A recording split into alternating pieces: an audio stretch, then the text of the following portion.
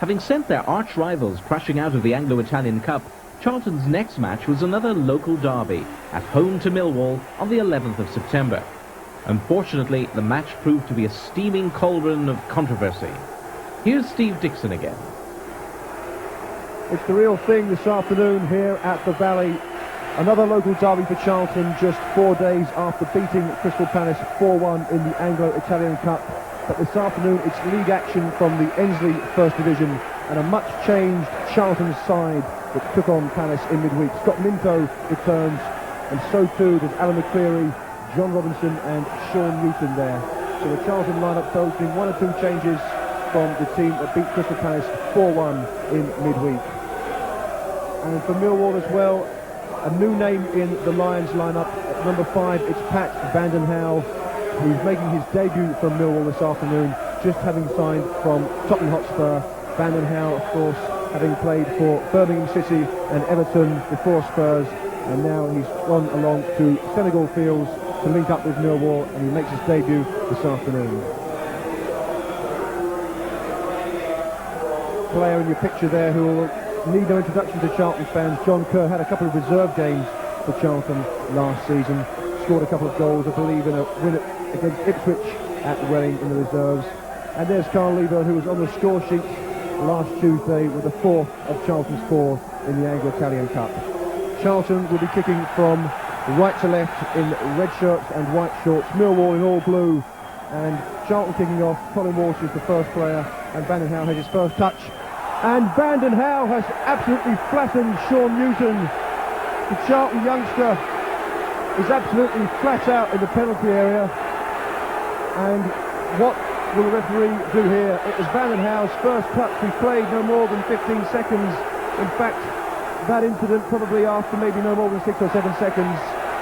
And the referee has got a real job on his hands. This always promised to be a volatile game. But astonishingly, it doesn't appear that Norfolk referee Ray Bigger is going to take any action.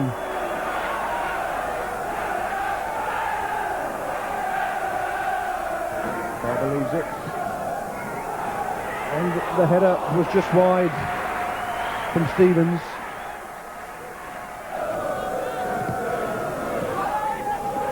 And that's fallen kindly for Leaburn. And Leaburn with a shot on goal, and Keller with a comfortable save. I rather felt he made quite a lot of that, Casey Keller. Caught it at waist height, diving to his right. This is Barber. But Chapple got in first. Dawes. Barber let it run. Roberts. And now Cunningham.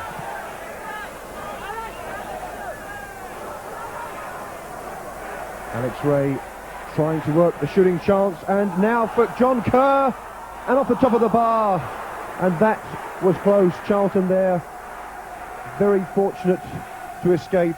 The chip from Kerr just clipped the top of the crossbar.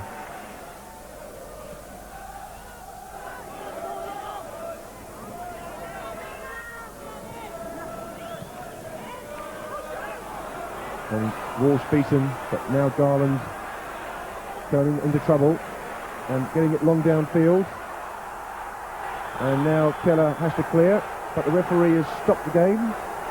The referee's pulled the game back. There's something going on here between Peter Garland and Alex Ray. And Ray and Garland have both been sent off. Well, I was following the ball, not the incident, and I can't imagine what's happened there, but Ray and Garland have both been dismissed.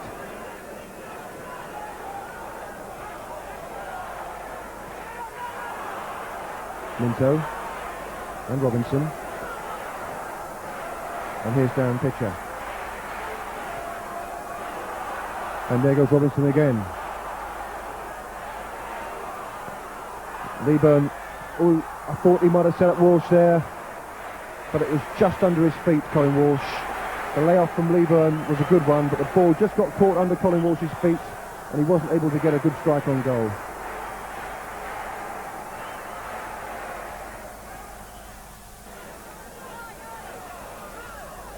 Verveer.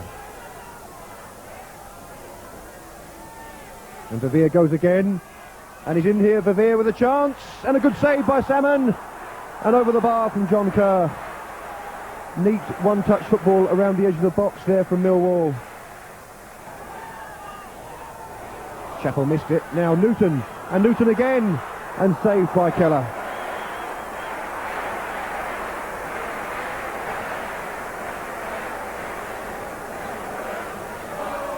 Walsh with the corner. Deep towards the far post. Chapple getting up and heading it back across goal. And McLeary was there. That would have been something if Alan McLeary could have scored against his old club.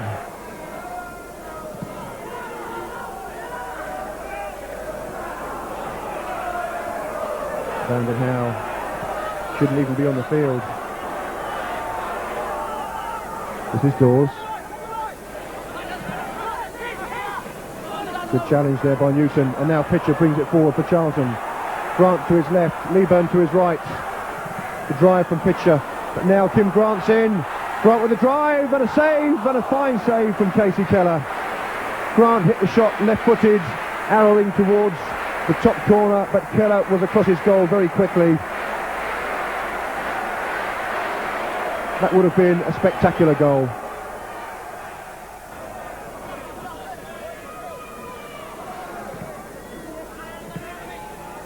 Dawes. Oh, and Robinson's away. And now Robinson. Can he get the ball across? Brandon Hauwe got the challenge in. Robinson's picked out Grant. And he's turned it on towards Minto. And Grant again, seeing plenty of the ball. Pitcher. Charlton being patient. Minto. Minto with a cross. And Leaburn's in! Oh, he had the whole goal to aim at. But he planted it right into Casey Keller's arms. Leaburn with possibly Charlton's best chance of the match there.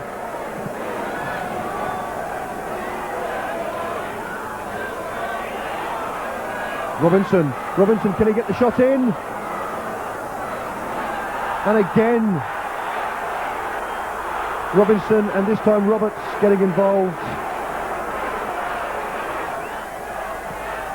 We're into stoppage time at the end of what has been a bad-tempered game.